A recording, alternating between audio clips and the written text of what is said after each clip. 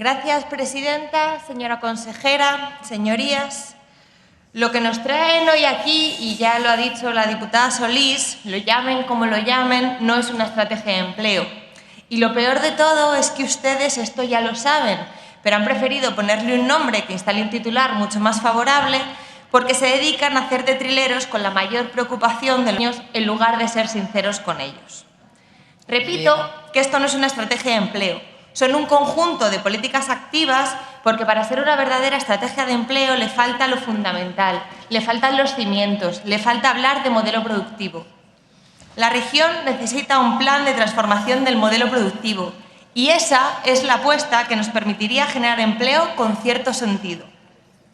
Los madrileños necesitan un plan, necesitan saber en qué vamos a apostar, en qué vamos a invertir, qué queremos que produzca Madrid y después plantear unas políticas activas que acompañen ahora sí a una verdadera estrategia de empleo.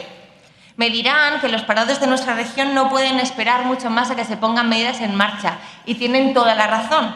Lo que pasa es que seguramente tampoco estén dispuestos a que otra vez tengan que hacer un curso tras otro curso, tras otro curso, que no les lleve a encontrar un empleo estable.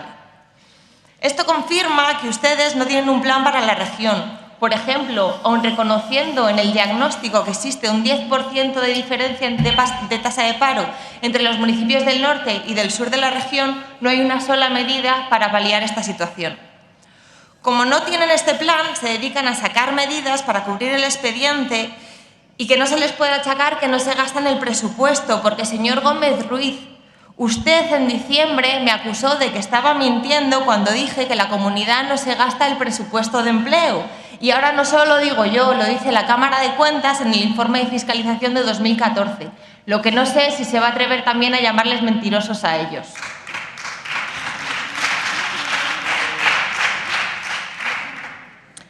Además de no ser una estrategia, tampoco es un plan fruto del diálogo y del acuerdo. No podemos más que agradecer a los sindicatos toda la labor que han realizado mejorando la propuesta inicial y defendiendo de forma incansable los derechos de los trabajadores. Pero tampoco puedo dejar de decir que el diálogo social, tal y como está planteado actualmente, es claramente insuficiente. Y es insuficiente porque deja fuera a un montón de realidades que o bien han decidido organizarse de otra manera o que los sindicatos no han sido capaces de llegar a ellos. Porque para hacer un plan de empleo hay que hablar con los colectivos de parados. Para proponer medidas para los jóvenes hay que hablar con asociaciones juveniles, con colectivos de jóvenes que defienden los derechos de los becarios. Hay que contar con las trabajadoras domésticas, que un tercio de las cuales trabajan sin protección social. Hay que contar con los trabajadores de las oficinas de empleo. Hay que incluir en el diálogo social a los trabajadores por cuenta propia que han sido ignorados sistemáticamente. Hay que contar con los profesionales en prevención de riesgos laborales, con las asociaciones de inmigrantes, con los que encadenan contratos temporales o con las asociaciones de docentes de formación para el empleo. Todos estos actores y muchos otros deberían formar parte de un diálogo social digno de ese nombre. Del mismo modo que deberíamos haber estado los grupos de esta Cámara. Seguro que usted me dice ahora que nosotros solo criticamos y que no hacemos propuestas, pero no hemos dejado de trasladarles propuestas en esta Cámara, tanto en el Pleno como en la Comisión, y de pedirle que nos hiciera partícipes de este plan. El problema principal que tienen estas medidas que nos presentan es que responden al mismo modelo que lleva implantando el Partido Popular en esta comunidad durante décadas. Si hay mejoras y si es cierto que si no fuera por los sindicatos estas medidas serían mucho peores y estarían mucho más desorganizadas. Pero no nos llevemos a engaños tampoco. Son las medidas del Partido Popular, hechas con el presupuesto del Partido Popular y de Ciudadanos, de un presupuesto que reserva para las políticas de empleo el 0,02% del PIB de la comunidad. Hemos señalado en numerosas ocasiones el problema de la baja calidad del empleo creado en la región. En enero volvió a crecer el desempleo, descendieron las afiliaciones a la Seguridad Social y seguimos creando un empleo muy precario. De este que no puede ser llamado empleo estable y de calidad.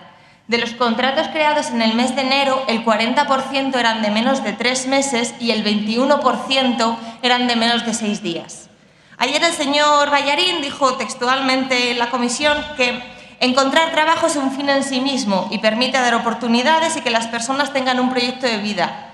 ¿Me podría explicar qué proyecto de vida puede tener alguien que solo accede a contratos de un mes, de una semana o de un día? ¿Qué tipo de proyecto vital puede tener alguien que no sabe si va a poder pagar la luz, el gas, la escuela infantil de su hijo, o si por el contrario se va a tener que ir a vivir a casa de sus padres porque no puede seguir pagando él solo las facturas? Es imposible tener un plan de vida con este tipo de contratos y sé que sabe que tengo razón.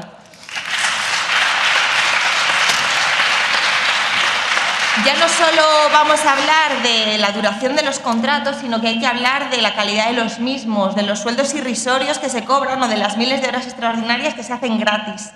Voy a volver a dar un dato que ya di en mi última intervención en la Cámara y le voy a volver a preguntar a la bancada del Grupo Popular, ya que la señora Pérez Daus ignoró mi pregunta cuando se la hice. Según el informe de la Red Europea contra la Pobreza, el 34,6% de las personas que están en riesgo de exclusión social en nuestra comunidad están trabajando y el 17,6% tienen un trabajo a tiempo completo. ¿Me puede, por favor, explicar, señora consejera o señor Ballarín, qué tipo de contratos estamos creando para que el 17% de las personas en riesgo de exclusión social en nuestra comunidad tengan un trabajo a tiempo completo? Explíquenselo a ese 17% y a todos los madrileños, porque en esta comunidad tener un empleo no implica salir de la pobreza. Cuando nos vamos a las medidas concretas de este plan, vemos que muchas son las mismas que lleva aplicando el Partido Popular 20 años, otras tienen algo más de coherencia, otras son vagas, como las previstas para los autónomos, que además no tienen ni presupuesto, y hay algunas que son una tomadura de pelo, como las medidas para los jóvenes. Usted ha dicho que en julio había unos, si no me apuntaba mal, 15.000 jóvenes inscritos en Garantía Juvenil, pero en una petición de información del Grupo Socialista del mes de noviembre les contestaron que había 9.000. Entonces no sé si es que usted ha dado mal el dato o es la consejería la que da mal los datos cuando se hace las peticiones de información. En cualquier caso, plantear que va a haber 41.000 beneficiarios jóvenes porque tienen que estar inscritos en Garantía Juvenil nos parece bastante poco realista. Eso sin hablar de los requisitos absurdos que se necesitan para acceder a Garantía Juvenil, como por ejemplo no haber trabajado en los 30 días anteriores a inscribirse. Vuelve a dejar claro que quien diseña las políticas no tiene ni idea de la realidad en la que tiene que aplicarlas o algo peor, ni saben que tienen que hacerlo, como evidenció ayer el director general de Trabajo en la comisión. La semana pasada, en su pregunta de autobombo sobre la estrategia, usted, consejera, se sintió muy orgullosa de anunciar que había incluido en estas medidas que la mitad de las beneficiarias tendrán que ser mujeres. En el desglose presupuestario del plan, las medidas de conciliación, tanto para trabajadores por cuenta propia como por cuenta ajena, y la medida de igualdad de oportunidades están sin presupuesto. Y medidas sin presupuesto son medidas que no existen. Así que usted puede anunciar a bombo y platillo las veces que quiera que la mitad de los beneficiarios van a ser mujeres, pero como no hay un solo euro destinado a ello, es algo que no va a ser real. Sobre el papel y pese a lo insuficiente de las mismas, algunas de estas políticas activas pueden sonar bien. Sin embargo, conocemos la manera en la que la comunidad ha gestionado este tipo de políticas y desconfiamos de sus posibles efectos. Vamos a estar muy vigilantes en la concreción de estas medidas, para lo cual espero que cuente con los grupos de esta Cámara. La señora Cifuentes tiene que elegir entre dos modelos de empleo. El modelo de los trabajadores pobres, del descenso de la capacidad adquisitiva y de la precariedad laboral, o el del empleo de calidad dentro de un modelo productivo que asegure la creación de empleo y la reducción de la desigualdad regional. Todo parece indicar que han elegido el primer modelo. Ustedes tenían la oportunidad de demostrar si es verdad eso o no de que son el nuevo Partido Popular. En realidad, esta estrategia de empleo demuestra que aunque la mona se vista de seda, mona se queda. Muchas gracias.